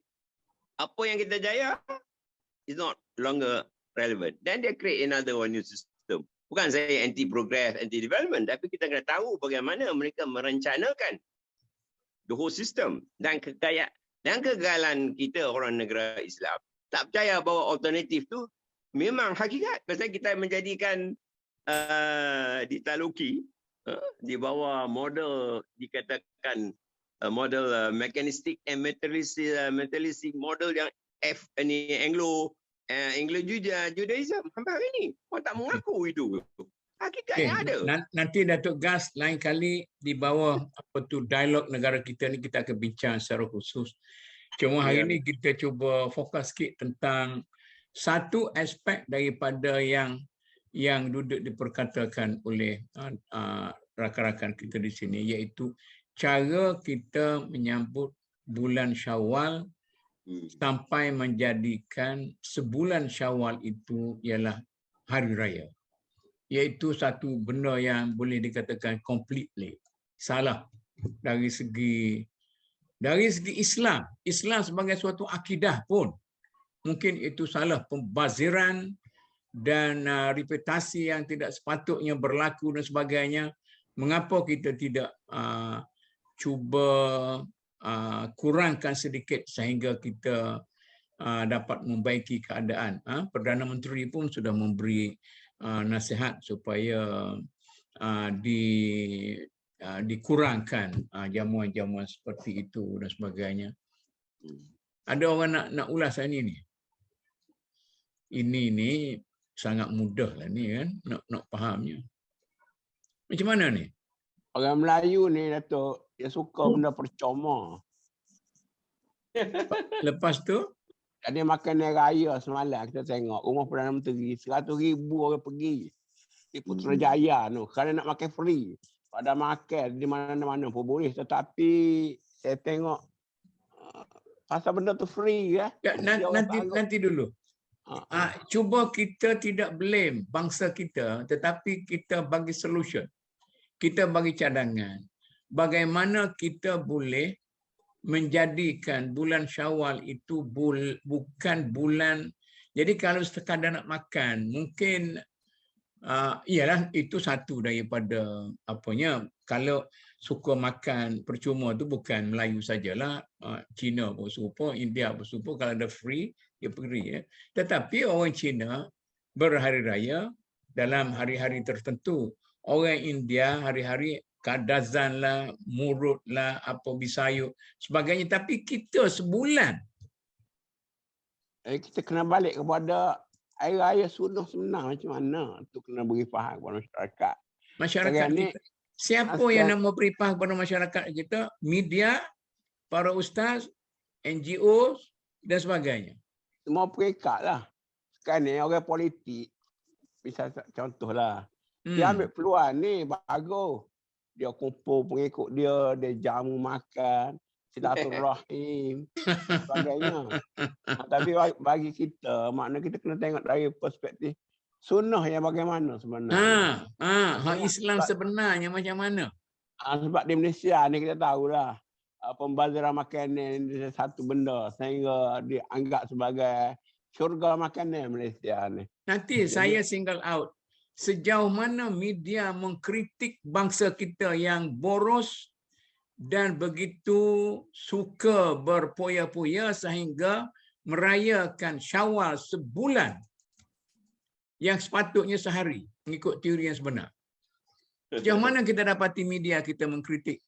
Lebih daripada maknanya kita banyak tumpu pada perbalan politik dalam media kita. Tapi hal-hal seperti ini, media tidak membantu, orang agama tidak membantu, pertubuhan Islam tidak membantu, orang politik apalagi lah, dia sibuk dengan politik dia. Tapi bagaimana kita sebagai orang yang ada kesedaran tadi, saya dengar Dr. Kamil, Cik Harun, Datuk Gas, Dr. Mak. Kemudian adakah kita boleh cuba menggerakkan masyarakat kita supaya mempunyai paradigma baru? Ini masalahnya. Kalau setakat kita nak buat benda-benda rutin, nak buat, saya tak nak contohlah sebab kadang-kadang kita rasa ada duit banyak, kita buat projek ni, program ni dan sebagainya. Tetapi sejauh mana kesan kepada perubahan mentaliti masyarakat kita? Masyarakat kita masih dalam paradigma yang sama, iaitu beragama sekadar dalam sifat ritual semata-mata dan tidak melihat lebih jauh sebagaimana yang kita bincangkan pada hari ini. Sekarang ini saya nak tanya, siapakah berperanan sebenar untuk mengubah kita punya bangsa punya paradigma? Siapa dia? Pemimpin lah. Tapi kita ni, Datuk, saya nak buat satu ni, apa kita kata qualification. Dalam agama lain, kita tahu agama lain, dia tidak ada seranan ataupun sunnah di mana kita menjaga tanggungjawab dan perhubungan sesama manusia. That is missing in other religion. That's a fact. Only Muslim have that. Kalau kita pergi ke UK ke, pergi ke Amerika ke, the Muslims are always celebrating in the other month. Saya belajar di Amerika, di UK. Muslims, even modern contemporary Muslim, dia bulan Syawal tu dia ada order. Kerana akhlak tu. Itu kita tak boleh beza ni nak sama dengan 3 other religion lah. Pasal dia tidak ada ajaran itu. Tidak. Dia kata, waste of time. Bukan kita. Kerana masa itu yang kita pilih, kita ada dana tertentu dan kita bawa adik-adik beradik ke jiran dan sebagainya. Itu kena faham juga. Soalnya isunya, takat mana kita tidak ada macam gerakan di mana kita kata, okey, kita boleh buat common hari terbuka. Maknanya, waste, tak ada waste. Namun demikian, kita ingat, hubungan ekonomi kita supply chain food dan sebagainya. Kita tak mau runtuh yang besar kerana kita menyengkatkan budaya, kerana kita saya tidak mengatakan begitu. Hanya perancangan kita yang isunya. Pada sebelum Ramadan dan ni macam Prof kata tadi, kita kata sambut Ramadan ni saat hari raya. Kenapa dalam sekarang kita punya social media ataupun advertisement tak kata sambut Ramadan dulu. Ini masalah kita ikut barat. They go for Christmas. Kita pun ikut. Kalau kita tukar barat kita akan sambut Ramadan dengan Syawal sekali. Dan orang nampak lihat dari pemikiran dia di mana agihan masa untuk Ramadan siapa dan juga Syawal. Kita boleh tukar dari segi message itu mustahak. Kita tak mau buang. Itu mustahak. Ya, Datuk, kita tu siapa tu? Yang mengambil peranan untuk menukar itu. Jadi kita ni hala tuju dah jelas. Yes. Penyakit kita dah jelas. Cumanya yang boleh kita lakukan sekarang hanya mengeluh terhadap kelemahan bangsa kita.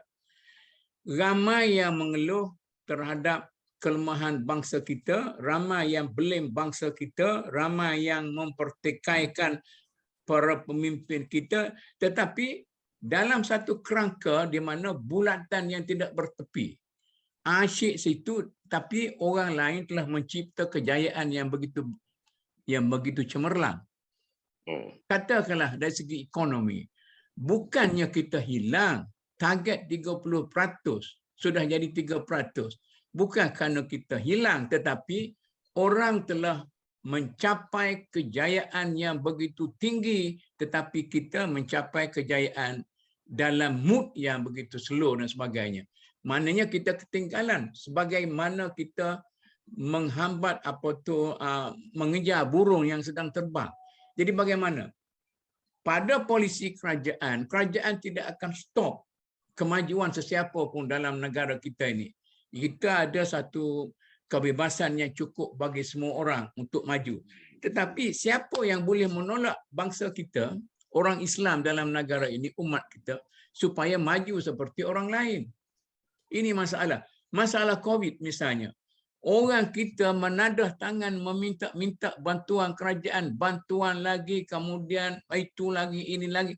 Sedangkan kalau saya perhatikan ramai company-company besar milik orang bukan Islam, mereka mendapat keuntungan yang lebih besar sebelum daripada COVID. Kerana mereka mempunyai polisi perniagaan yang baik.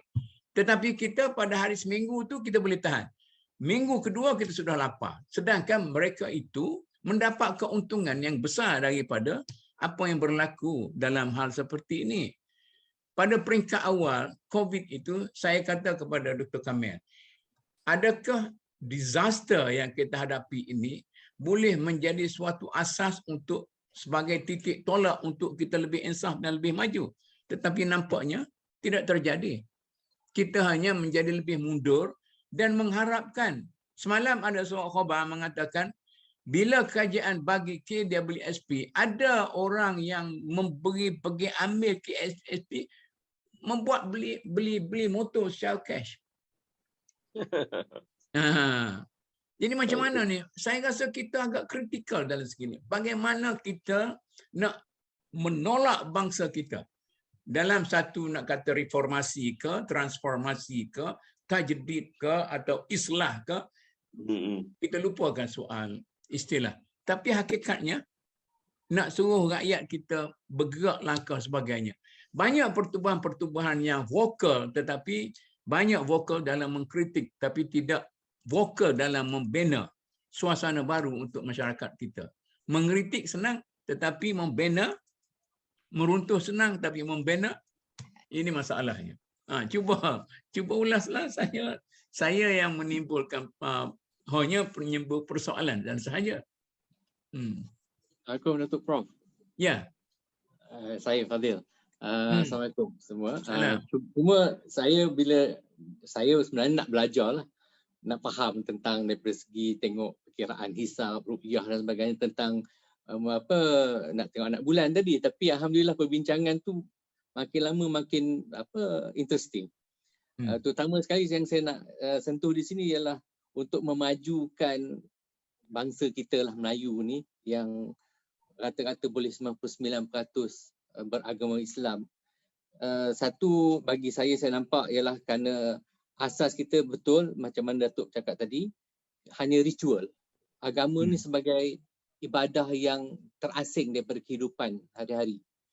Jadi itu perlu diperbetulkan oleh pelbagai pihak. Contohnya ialah apabila COVID telah dilonggarkan, kita pun boleh semayang rapat-rapat. Tetapi saf kita tak rapat. Kita masih lagi individualistik. Kita ikut tika semayang kita, ikut mana yang orang yang lebar sejadah dia, jaraknya bertambah jauh. Jadi menunjukkan bahawa kita sendiri di dalam sembahyang itu pun tidak tahu bagaimana nak merapatkan jemaah itu sendiri. Itu perkara yang saya nampak paling kecil. Sedangkan imam tidak langsung bertegur bahawa sepatutnya sejadah itu bukan kita individualistik sangat nak jarakkan lagi. Sepatutnya kita rapatkan saf bila kita telah dibenarkan merapat saf. Itu contoh yang saya nampak lah. Jadi sehingga ada yang menegur saya, kata, oh tak boleh melintang, you kena tegakkan saf tu. Jadi masing-masing masih lagi memikirkan periuk dan juga orang kata keperluan masing-masing, very individualistik lah, tidak bersatu. Sebab itu kalau kita nampak cara untuk kita bersatu, memang kita lihat kepada kepimpinan. Kalau agung merupakan lambang agama Islam yang memegang tumpuk paling tinggi, kita pun nampak di situ ada terjejas, terutama sekali semasa ada peristiwa berbuka puasa tu oleh PM kita dengan agung. Contohnya, tang situ kita tidak ada sensitiviti, takkan tidak ada penasihat di peringkat agung yang memegang tentang persoalan perundangan dan juga tata susila, bahawa seorang yang dituduh terlibat dengan perkara-perkara tertentu boleh berbuka puasa bersama dengan agung, pemerintah tertinggi negara kita. Kalau kita tak sensitif tentang situ, rakyat pun nampak kata alamak, undang-undang pun orang Melayu yang menjadi pemerintah paling majoriti dalam negara kita tak boleh bersatu. Dan kalau kita nak majukan, memanglah media memainkan peranan paling penting sekali, Datuk, bagi saya. Media itu dicanangkan setiap hari. Kalau dikatakan sambut raya, mempromosikan lagi aktiviti kementerian-kementerian, mengatakan bahawa terdapat lagi hari raya rumah terbuka dan sebagainya. Sebab itulah kita nak berubah pemikiran kita, rakyat ni, kita banyak melihat apa yang pihak atasan kita berbuat. Walaupun kadang-kadang kita ni tidak dapat apa-apa pembelaan. Sebab itu banyak manusia sekarang ni mungkin dia akan bergerak ke arah New World Order tu yang nak menyamaratakan semua agama. Itu sebenarnya tak boleh. Agama yang kita patut kena faham bahawa Islam saja yang diperakui oleh Allah. Yang lain kita boleh kata percaya saja, kepercayaan, bukan agama. Jadi tentang situ pemahaman itu dalam kalangan kita rakyat biasa pun. Persoalan kita saudara Fadil. Yang Fadil duk sebut tu ramai ada orang, sama ada sokong atau tak sokong tu cerita lain, tapi ramai orang boleh. Tetapi persoalan saya, siapa? Saya nak balik kepada soalan saya. Siapa yang bertanggungjawab dan siapa yang boleh diharapkan mengubah situasi ini? Sama ada dari segi legal, dari segi attitude, dari segi mood, dari segi budaya, dari segi apa semua sekali. Maknanya kita perlu satu perubahan secara total. Kepada siapa kita nak bertanggungjawabkan? Kita dah kelahi benda-benda yang remeh-temeh, bukan remeh-temeh juga, benda-benda yang itu juga misalnya kan. Tapi satu gerakan yang, katalah saya cerita New World Order. Jadi kita sedarlah benda tu menghimpit kita dah. Tapi macam mana kita nak lepaskan macam tu? Bagi saya, kita adalah satu-satu negara yang ada kementerian agama. Jadi kementerian agama ni kedudukannya tinggi, mengawal urus kemaslahatan umat. Jadi mereka patut bukan hanya tunggu dapat apa yang usaha yang kita ada dalam MDN ni, saya rasa adalah satu usaha yang baik, bagus. Tetapi kalau pihak-pihak Kementerian Agama Islam itu sendiri yang kadang-kala membuat keputusan pun tak boleh sama. Contohnya bila Kementerian Kesihatan kata macam ni, jabatan agama di negeri-negeri sendiri pun tidak bertindak. Kadang-kadang masih menunggu kementerian-kementerian tertentu untuk membuat keputusan. Jadi seakan-akan agama itu memang dipelekehkan. Sedangkan agama itu yang patut diletakkan paling atas sekali. Kalau sultan-sultan bergerak bersama dengan menteri-menteri penasihatan agama itu bertindak bersama, saya pasti imam-imam di surau-surau pun boleh menasihati. Sebab kadang-kadang kita lebihkan kepada ritual juga. Macam contoh, bila kita sembahyang tarawih, memang kita berbincang, berdiskusi tentang 8 ke 20 ke dan sebagainya. Tapi sebenarnya kalau kita berbincang tentang ilmu tu pun adalah lebih baik. Dan ilmu itulah yang dapat menyedarkan rakyat kita tu dalam satu-satu kawasan tu boleh kita perbetulkan. Jadi dari situ pun saya tengok tidak ada pergerakan yang mengatakan okey, rapatkan saf pun tidak ada. Nak tunggu arahan siapa saya pun tak tahu. Itu yang menunjukkan bahawa kita imam-imam ataupun tuan guru kita ke menteri-menteri kita kan dalam bidang ni perlu diperkukuhkanlah. Berikan penjelasan yang sebenar. Contohnya macam bulan Ramadan, kita dilatih untuk berjimat cermat. Kita dilatih untuk mengikat syaitan-syaitan dalam manusia tu. Jadi perkara itu patutnya dibawa berterusan selepas daripada Ramadan. Tetapi kita tidak banyak yang memahami untuk bertindak itu macam mana. Bila masuk je Syawal, kita terlepas terus ikut macam kebiasaan yang dulu kan. Balik jadi syaitan semula. Ya. Jadi dari situ yang saya nampak, betul lah kawan rakan-rakan tadi cadangkan. Mungkin kita buat lawatan lebih sebelum bulan Ramadan. Kita perlu sedekah berterusan selepas Ramadan pun berterusan sedekah. Dan usaha yang Datuk Ghazali kata tadi tu macam wakaf tu memang betul adalah satu bentuk pelaburan berterusan. Bukannya hanya Ramadan sahaja. Jadi maknanya seolah-olah Ramadan itu suatu orientasi. Ya. Supaya perangai kita, budaya kita berubah sebagaimana dilatih dalam masa bulan Ramadan gitu kan? Ya, betul. Jadi termasuklah cara ibadat kita, cara kita berkomunikasi. Memang siapa tu? Okey, apa dia? Siapa yang nak bertanggungjawab tu? Kalau ambil hadis, pemimpin tu gembala, rakyat ni binatang gembala lah dia atas ikan. Ini pokok Ibn Khaldun ni Ada teori moden pun. Dia kata kepala kereta api tu dia bawa. Robot dia ikut je. Jadi kok mana pun orang dia pemimpin lah bertanggungjawab di hadapan Allah di dunia pun. Daripada semua peringkat lah. Daripada agung sampai kepada tu imam. Jadi pemimpin lah. Rakyat ni ikut ya. Betul kan ni mana rakyat kita ni pasif ke apakah ikut ya?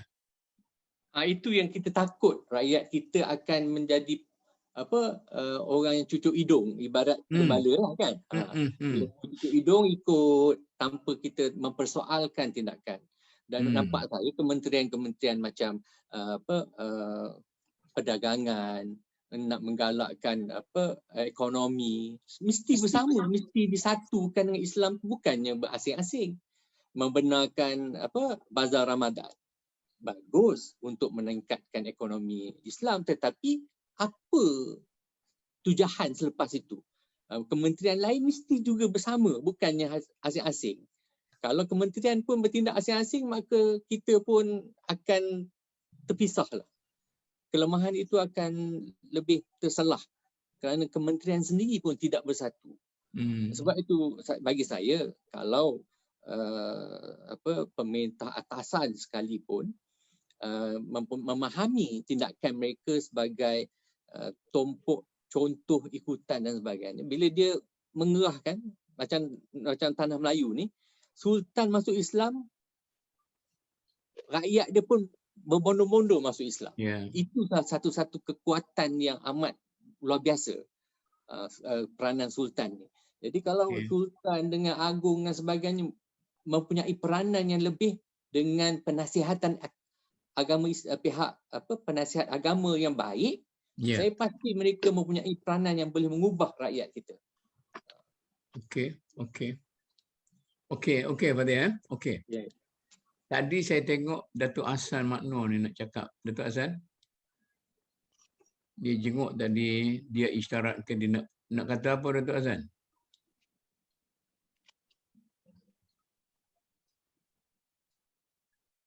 Okey, silakan. Tak ada apa nak cakap.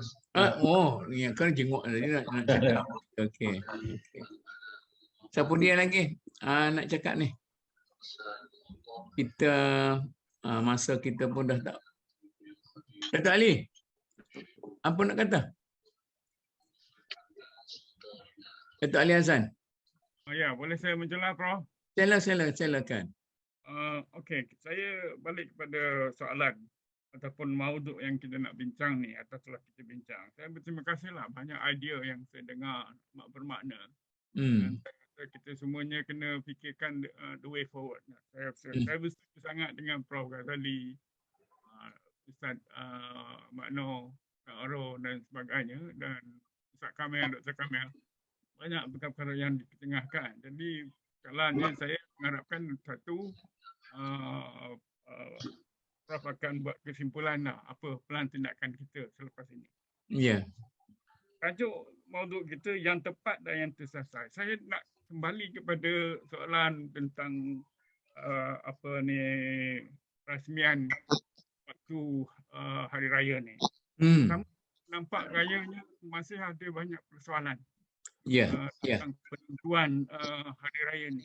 Saya mencadangkan seperti Prof ni mengatakan mungkin ada seminar ke apa. Mau tak mau saya rasa oleh kerana tadi saya rasa agak sedih sebab ada pernyataan kata sudah 21 tahun kita keliru. Kita berpecah-pecah idea di sini. Jadi kita sepatutnya sepakat dalam hal ini. Jadi mungkin perlu ada muktamar untuk menjelaskan sejelas-jelasnya apa pegangan untuk kita semua. Itu satu. Jadi masa hadapan. Sekarang ni okey, dah 21, apa permasalahan-permasalahan yang hakikatnya ada yang tadi soal misalnya nak gunakan teleskop atau yang lain tengok itu nampaknya masih asas perkara yang belum kita selesaikan. Jadi perlu kita ada penyelesaian. Kita ada majlis agama. Kita ada majlis agama Islam seluruh Asia Tenggara. Mabim. Tapi saya rasa kita tak sepakat dalam hal itu. Apakah kita nak terus sebegitu? Kemudian soal masalah tekanan daripada pihak atasan ini perlu kita atasi. Dan masa pengumuman pun juga perlu ambil kira. Masa yang baru ini kita dimaklumkan ada pihak misalnya di Sabah dah buat tarawih dah baru dengar pengumuman. Jadi ini tak betul. Sepatutnya ditahankan masa yang kawan anak saya dia kata dia sudah 4 rakaat tarawih baru sampai Isytihar 6 bulan. Kita tak mengambil kira permasalahan daerah-daerah pendalaman di sini. Ini perlu adalah saya rasa. Kita tak maulah misalnya kita kena jelaskan supaya semua orang tak ragu dan boleh menerima hakikat. Hakikat 29 atau 30 kita kena terima. Tapi penjelasan yang rapi perlu diterangkan.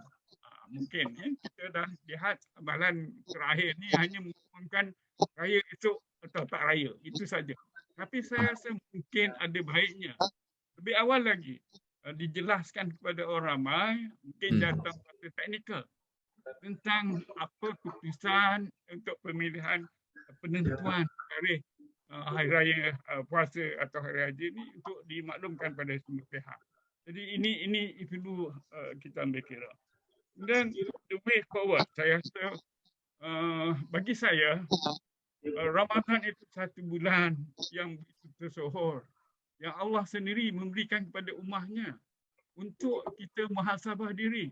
Sebulan itu saya kira, dan bukan sahaja beramal, saya kira mungkin kita memikirkan sepenuhnya strategi akan datang. Dijelaskan bahawa Ramadan itu sebagai madrasah untuk 11 bulan yang akan datang.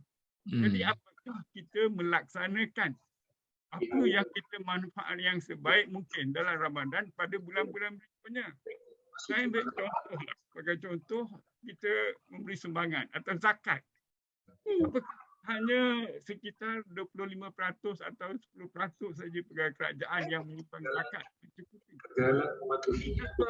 masa sahabat Nabi pada kasus ketika dulu, bila dah laksanakan zakat sepenuhnya, sampaikan tidak ada orang yang tak boleh diagihkan zakat. Ini sebagai contoh bahawa sistem Islam itu syumul dan kita perlu laksanakan sebaik-baik mungkin. Itu sebagai contoh zakat. Manakala kita lihat Islam itu sistem yang menyeluruh. Saya ibaratkan, minta maaf saya menggunakan ibarat.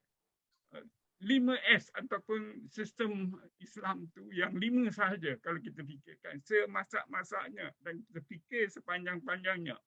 Misalnya yang S pertama syahadah, iaitu pengakuan saksi kita pada Allah, hablum minallah dan hablum alami.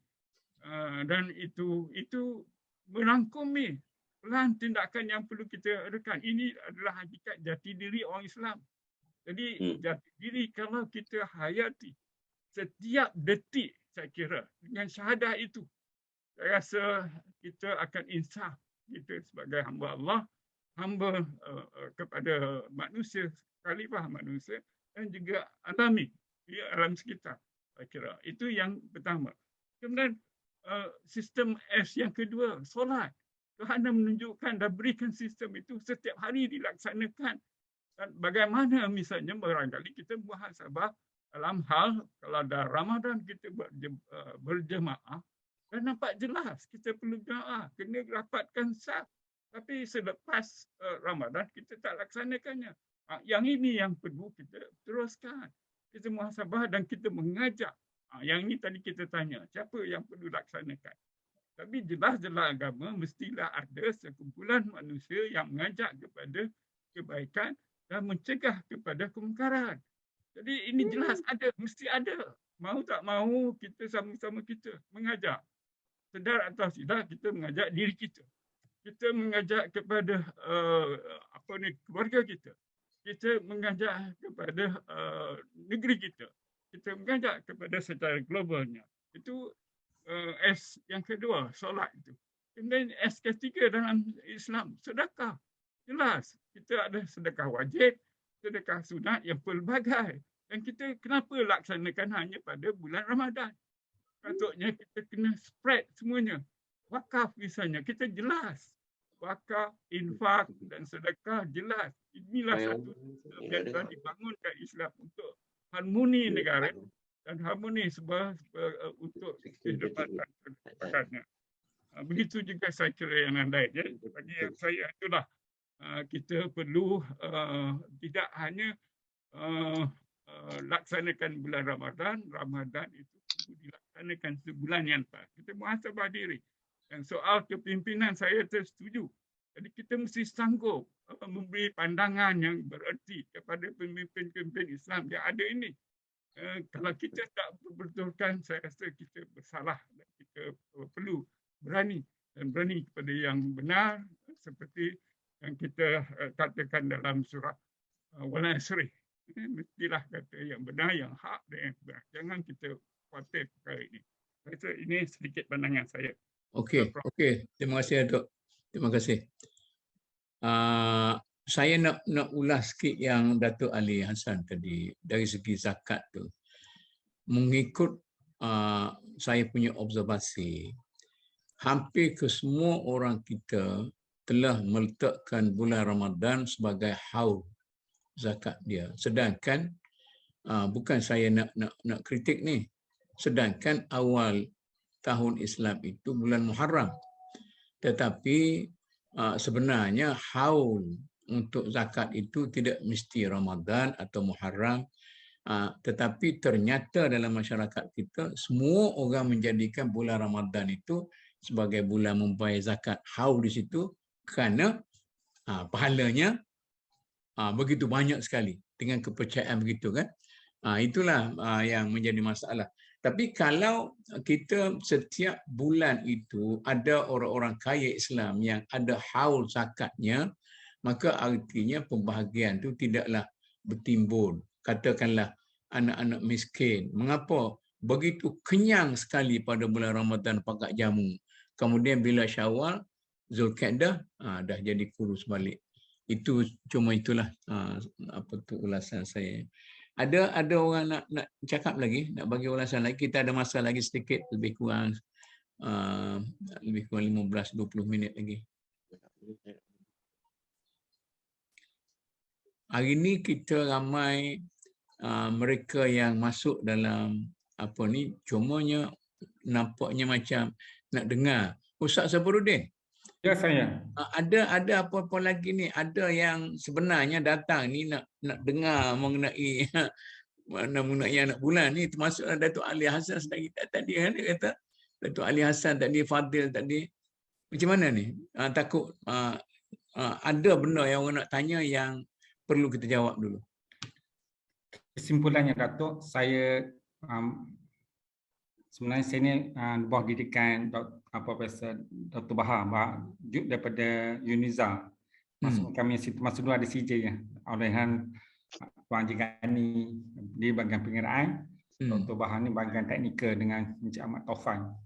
Jadi saya telah merudah 28 tahun guna kaedah yang Jabatan Kuasa Falak buat yang 2 darjah tu, hampir 27 tahun saya tak pernah dapat pun satu anak bulan yang 2 darjah tu. Akhirnya saya buat kesimpulan, saya kena tipu dengan kaedah yang kononnya boleh nampak. Sedangkan Nabi kita Muhammad SAW dalam semasa hidup dia banyak puasa 29 berbanding dengan 30. Itu di mana silapnya? Pada zaman Rasulullah sentiasa puasa 29. Tentu, sedangkan masa itu tak ada teknologi teleskop, tak ada teknologi screen apa, tapi Rasulullah berpuasa 29. Adakah kerana cuaca tak baik, jerebu apa tidak? Situ yang perlu kita sama-sama fikir dan renung. Mengapa kita mengalami kesilapan yang sangat ketara? Satu. Kedua, Rasulullah sendiri dah berikat. So kita tengok anak bulan tu. Mana tengok dengan mata, walaupun ada kalau kata kita tengok dengan teleskop pun dikira, walaupun dalam kitab-kitab mazhab Syafi'i yang mutabar tak dibenarkan guna alat wasitah. Tak apalah, kita ikut rentak dulu. Ikut rentak. Persoalannya sekarang ni ialah, supaya kata ahli PA yang tetamu lain kan, bila hari raya dah jadi perayaan, bukan jadi ibadat, maka masyarakat malah kerana sebab dalam kepala dah set dah selama 25 tahun, bila tengok kalender tak apa, kalender kuda ke apa semua dah tetap dah. Tidak semua orang faham tu Ustaz, kalender kuda tu. Tiba-tiba Isnin Raya. Tu jadi sebab kata tadi lah, Datuk Ghazali kata sebab kita dah jadi perayaan, bukan jadi ibadat. Maksudnya kalau kita dah mindset bahawa dalam bulan Islam ada 29 atau 30, tak timbul masalah. Lagi Datuk, yang ketiga ialah macam mana kita nak didik masyarakat nak kembali kepada surah. Sebab kita kecil-kecil dulu menjunjung titah. Anak bulan tak kelihatan. Sekarang tak ada dah. Semua kita kena banyak kerja sebenarnya. Kena banyak kerja. Yang jadi masalahnya Datuk, sekarang ni ilmu falak ni telah dikasih orangnya eksekutif. Golongan itu tentu saja yang menguasai. Golongan untuk guru dah dijauhi. Yang ni masalah dia. Wallahu a'lam. Itu satu poin. Maknanya golongan tutup guru, orang-orang pondok, para ulama, puak-puak yang terpelajar dari segi ilmu agama telah dikebelakangkan. Yang ditunjulkan oleh masyarakat kita ialah pegawai eksekutif. Tapi persoalannya, kalau tidak para pegawai eksekutif yang melaksanakan tugas tu, nanti kalau kita bagi kepada orang akademik, takut celaru lagi tak? Macam mana Ustaz? Bukan maksud tu, Datuk. Maksudnya sekarang ni, kita buat satu seminar, sekali-sekali jemput puak ni, dengar pandangan mereka. Jangan tutup pintu. Soal sekarang ni dah tutup pintu. Contohnya dibuat 3 darjah dengan 6.4 sekarang ni. Tak panggil. Cara senyap-senyap, cara dia. Ya. Terus digesek. Sekarang bila berlaku ni, ada hikmah sebenarnya. Tuhan nak tunjukkan bahawa ada statement sebab kata mustahil anak bulan boleh nampak dalam keadaan sekarang. Bila dah dinampakkan, semua pakai clue nak cakap apa. Sebab kadang-kadang mereka tak berlapik bercakap. Guna perkataan mustahil. Tak berlapik. Itu masalah. Jadi maknanya JAKIM kena panggil balik lah.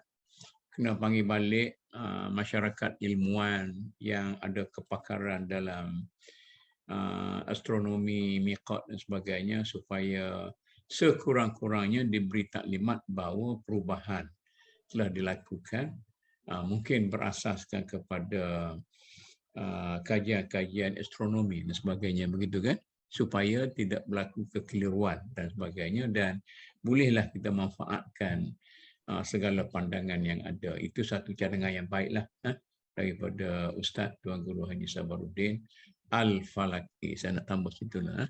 Al-Falaki itu satu endorsement daripada masyarakat bahawa beliau adalah seorang yang mempunyai kedudukan dari segi falak, terutama sekali falak yang berasaskan kepada tradisi Islam yang sudah memberi khidmat dalam masa ketinggian tamadun Islam begitu lama, berasaskan kepada falak yang serupa lah. Okey, ada lagi? Sikit lagi.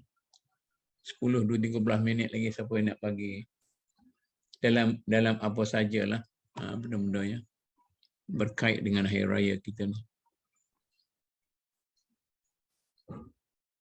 Okey, Datuk.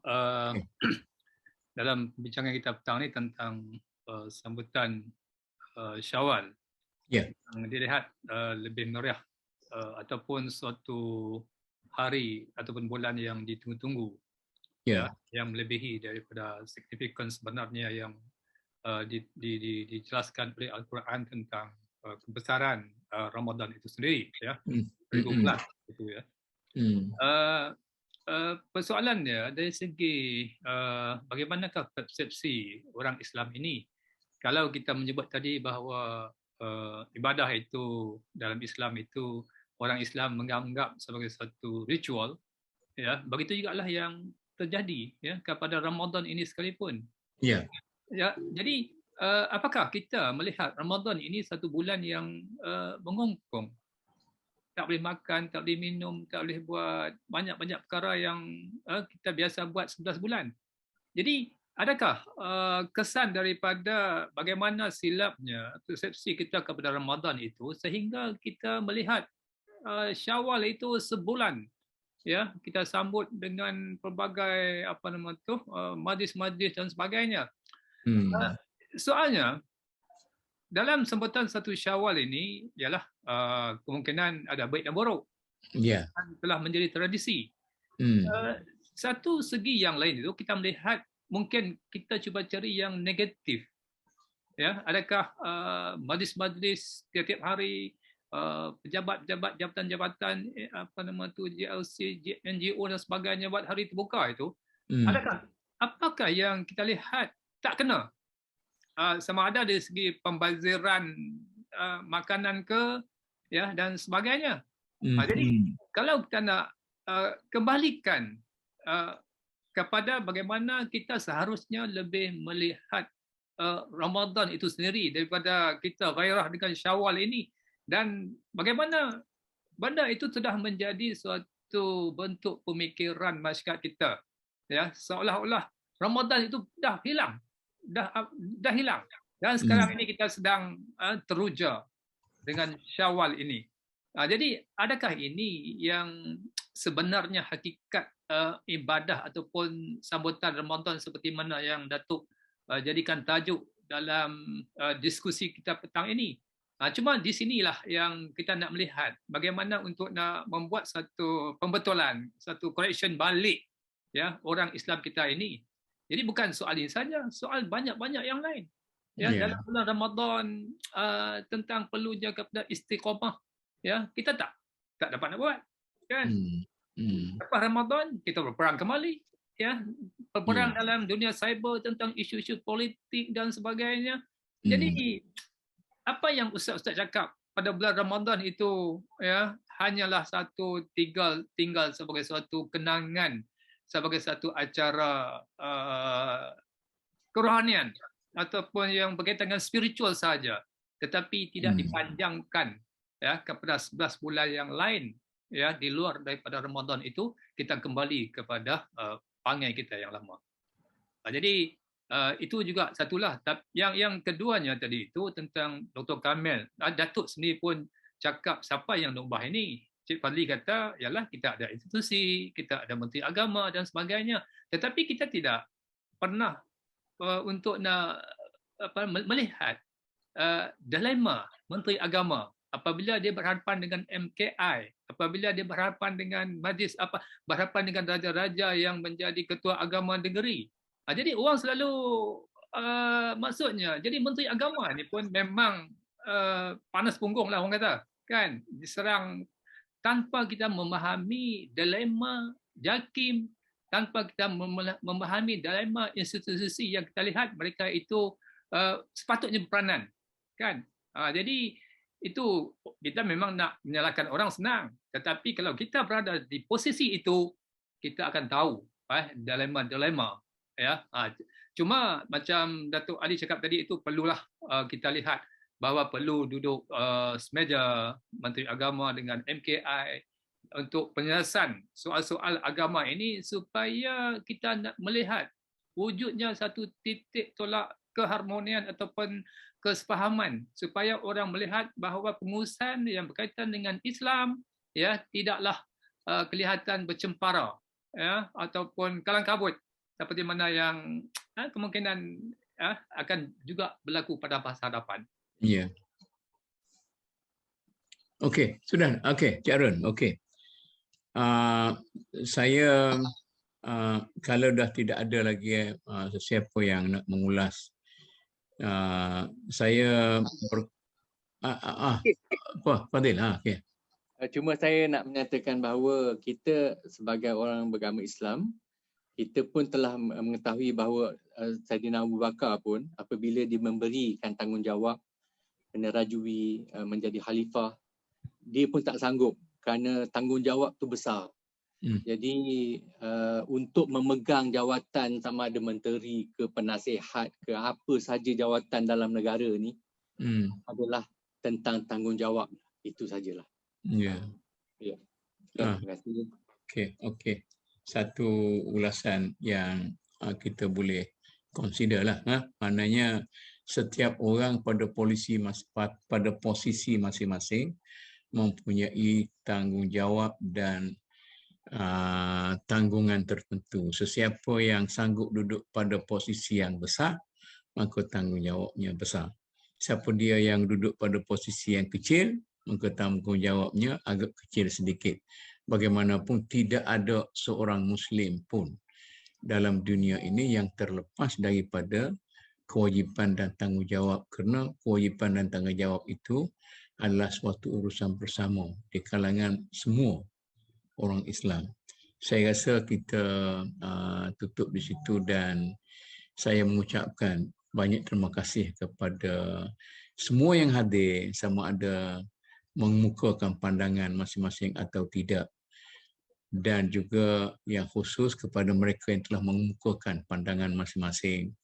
Dan perbincangan kita, saya harap tidak sekadar di sini, tetapi kita perlu melebarkan lagi perbincangan ini. Macam Ustaz Sabaruddin kata tadi, sampai masanya kita panggil satu seminar yang terbuka kepada semua pihak untuk kita review balik apa yang sepatutnya ada, yang apa yang tak sepatutnya, yang tepat dikekalkan, yang tersasar disingkirkan.